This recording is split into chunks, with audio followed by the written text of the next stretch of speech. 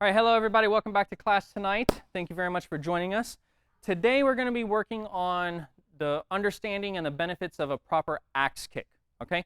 Now, again, taking consideration that there's a lot of variations out there, a lot of different purposes and variables when you're throwing an axe kick, but specifically for us, we always focus on the fact of not telegraphing. We want to streamline our kicks as much as possible, trim out the movement, trim out the fat of it, and make sure it's really quick, very clean, still generating a lot of power, but not letting your opponent know what's happening, right? Does that make sense? Okay, so in order for this to work on today, we're going to be bringing back Miss Lindemoulder. Everybody say hello, give her a thumbs up. And Louie. Always give Louie that thumbs up behind camera. Okay, all right, so Miss Lindemoulder, we're going to go over some axe kicks. Are you good? You ready? Okay, so to generate this, ideally the whole goal of this technically is to get the knee, her knee, this one, right there, as high as possible. We want to focus on that knee getting to the shoulder. So to warm this up, go ahead and spread your arms out. We'll just do some leg swings, just a simple warm up onto this one, and watch the knee get all the way to the shoulder. But make sure, don't kick yourself in the face for you really flexible people out there, okay? Go ahead.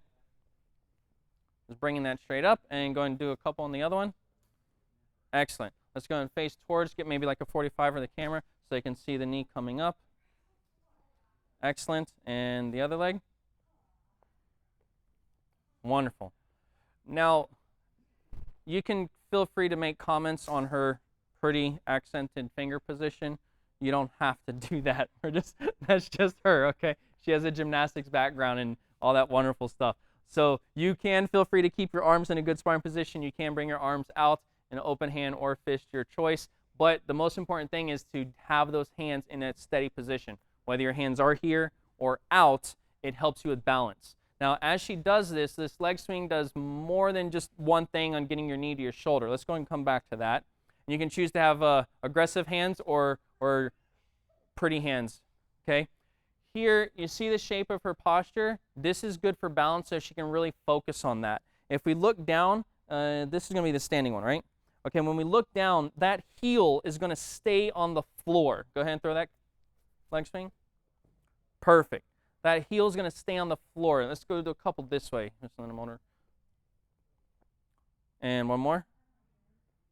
The standing leg, you want that heel onto the ground. A lot of times in separate martial artists, they want to get their leg up there, and they don't actually stretch and train properly, and they start bringing their heel up. When I throw my leg swing, they start bringing this heel up. Notice what it does to my leg. In an improper position, it makes my balance, my posture is off, right? If you look onto the top of the body, go and hold that pad out for me. I'm doing a wrong one, an improper one, right? Here.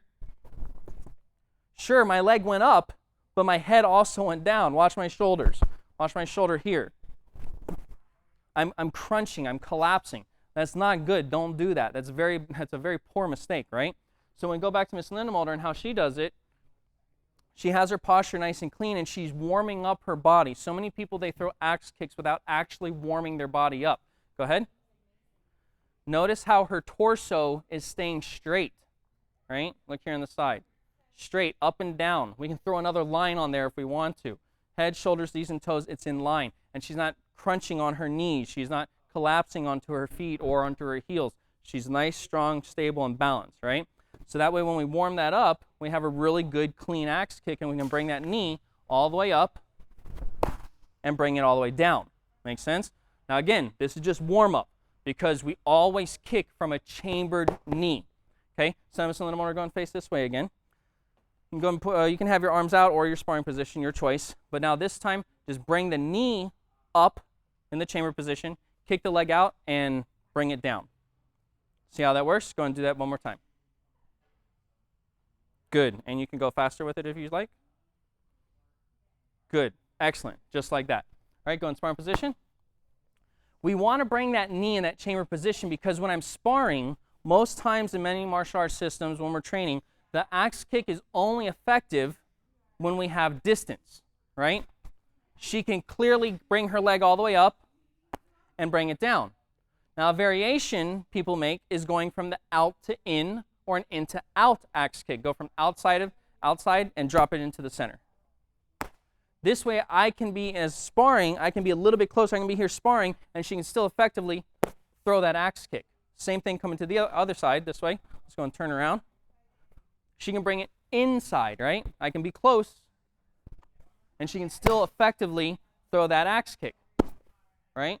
But here's the problem. Watch her body. From at home, test yourself, right? She's going to throw that axe kick. Go ahead and get in a good sparring movement rhythm. Now, try to watch, anticipate whether she's going to throw that forward axe kick, forward, out to in, and into out.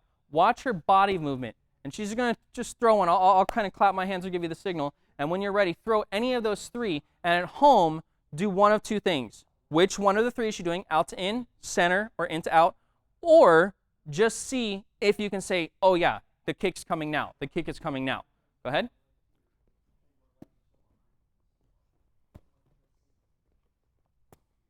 If you can tell with her straight leg, she's altering the posture of her body. She's having to open up. She's having to crunch down a little bit. She's favoring to left or favoring to right. So her hip movement can have the ability to actually throw that kick out to in, into out, or center. Go on one more time. Try it again. Watch that body movement. Watch that posture.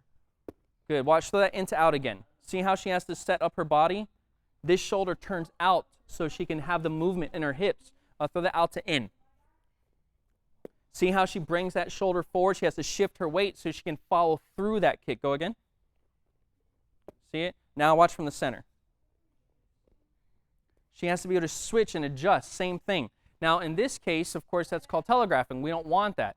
A good martial artist can be able to anticipate that. Sparring partner can be able to anticipate that. And we don't want to give them that extra opportunity, right, to figure out what we're doing. Go ahead and step over here this way. So now, in this side, in this manner, we chamber our knee, bring that knee up, so that way we can still be close and still get that kick forward, get that knee up, get the kick up, and still be able to apply that strong axe kick. Go ahead. Excellent. Now, let's go a little higher. Same exact thing. Now, of course, she's not going to be able to throw that axe kick if it's here, this close, but if we're sparring and I go and throw this punch out, she can still get that axe kick right there to my arm. If she wanted to, she can get that axe kick onto the shoulder. Oh, sorry, that actually scared me. Okay? And at the same time, is if I'm coming up to kick here, she can still get that knee up and axe kick, bringing that leg down. That's going to hurt right onto that joint and onto those muscles. And still, she has the posture to follow it with any punch. Even with chambering the knee, we can still do all three variations. Center line, good, out to in, and into out. We can still do it, but you can see, let's let him come this way, face the camera, you can see how it trims away the telegraphing, as well as when she brings the knee up, hold it, we don't know what kick she's actually going to do. If you haven't seen our front kick video, click that over here, Louie. Throw our round kick video over here, side kick wherever. Throw up any other of our kick videos. From here, you don't know what she's going to throw. In this video, we're talking about crescent kicks, but throw a side kick. Good. Go again, chamber it. Throw a front kick. Watch the shoulder movement. Throw a round kick. You see it? Now throw any of those crescents.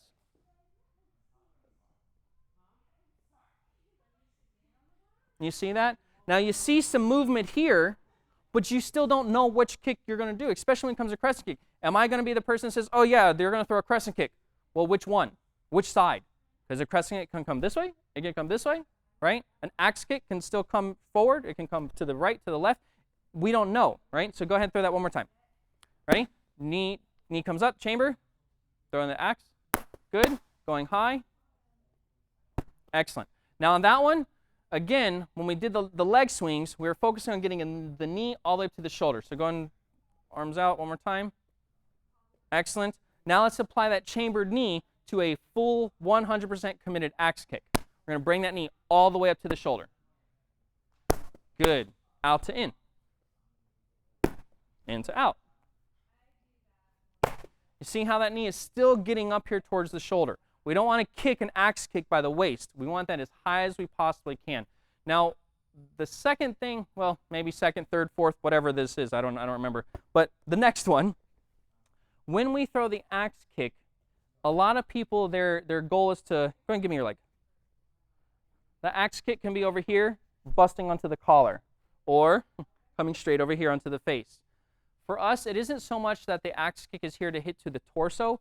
The axe kick on our side is more so to break the guard. When they throw that axe kick, and if I'm here, she wants that. This is the only kick that we don't re-chamber. It doesn't mean we can't. It's the one we normally don't. Because once it locks in, we want that weight to come down, still controlling. Her head is not leaning in, my head is leaning. That brings me down here for her follow-up attack. Does that make sense? If she throws an in to out or out to in, axe kick, whichever, doesn't make a difference. Still the same thing. Her posture's up here. It brings me down into her range of attack. Very, very important to understand. All right? So thank you very much. Ask those questions, concerns, comments. Give a thumbs up to Ms. Lindemuller. Thank you so much for joining us again. Give a thumbs up for Louie in the back. Train hard, train smart, train safe. Any questions, hit that up, and I'll see you next time. Thank you.